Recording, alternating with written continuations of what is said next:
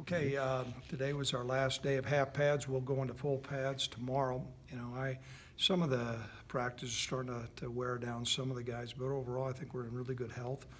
Some of the things that I'd like to note today, Jelani Ellison did some really good things at the cornerback position. There's things he's got to learn, but he certainly shows some athleticism.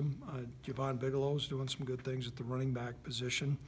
And I thought Braden Smith is continuing to come along as a safety, which is encouraging. Over the defensive front, just continued really outstanding play by Granderson and Johanna Gaffon. We're working on some elements of the kicking game. Kickoff today, Cooper was placing the ball well and finding some guys on that kickoff team. So, day 4 is in the books. I think we made some good progress. You mentioned you like the progress of your offensive line. What progress would you like to see? I mean, as you get ready for that first game, where do you want it to be? Where you'd be satisfied? Well, it needs to be at a high note, and I think today, I don't know, we'll look at the tape. We might have taken a step back today, actually. And you're going to have that during fall camp as well. But our offensive line showed significant progress during the course of the spring. We'll need to maintain that trajectory. And I don't know if we started out where we left off in the spring, which is encouraging. I don't know if we made great strides today, but we're finding out who the best 5 players are there. And we'll continue to work with those guys. But it's going to be imperative that that group really assert itself.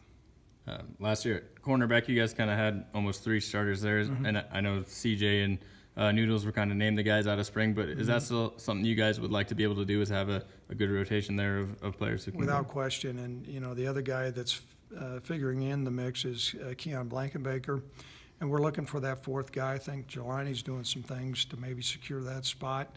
In our league with all the different variable type of offenses, to have skilled guys back there are really going to be important. The guys that have played corner before, Tyler Hall's played corner before, and also Braden Smith. So we've got some depth, not as much as what we'd like.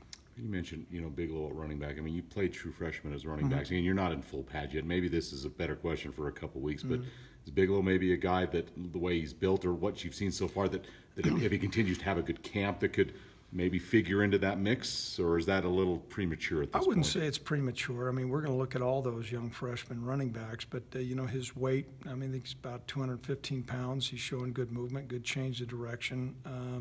So there's a lot of guys in the mix right now. Trey and Kellen are not in full contact, and so we're not having a great evaluation on those guys. But once we get through a scrimmage, I think we'll have a better understanding of those younger players. With so many interior linemen coming back from injury this year, how do you kind of manage having, 4 guys who have started there, and I guess does that help maybe keep guys fresh on the interior? Well, it's imperative. You getting down the line of scrimmage, you're going to have a lot of bumps and bruises and injuries, and the teams that are deeper at that spot, and you play a lot of guys, typically find themselves at the top of the conference standings, and it'll be important for us to continue to develop depth there. In your mind, how's Logan Hairs kind of approached this? I mean, last year you're getting him ready to be your starting center and started every game, and now he's at guard and competing, certainly. Not saying he's buried on the depth chart, but that's, it's kind of a marked contrast from one year to the next. How's he kind of handled that, at least I think in your mind? he's handled it well, and a lot of that comes down to his character. He's overcome a lot of adversity. His family's had a lot of adversity, and he's just a great example of a super Wyoming player. It's really important for him to play for the Cowboys, and he's going to do whatever he can to help the team. We feel like we've made strides in the offensive line. It's not like he's taken steps back. I think we're just getting better. So Jared Scott was out today. What injury is he dealing with? Concussion protocol. Okay. And then you said Vez is sick? Yeah, he has strep throat. Yep. Any idea how long that'll keep him out, or is it just sort of a Chavez? He thought he'd be back tomorrow. I think if they get him on a pretty strong antibiotics, we'll see him. I know he's into sports medicine care. Go into full pads tomorrow. I know you're not going to just beat each other up all day, but how big is that first one in pads to really start getting that evaluation process, or continue that evaluation Well, that'll process? be another step. I mean, there'll be some things that we'll do that'll be pretty aggressive.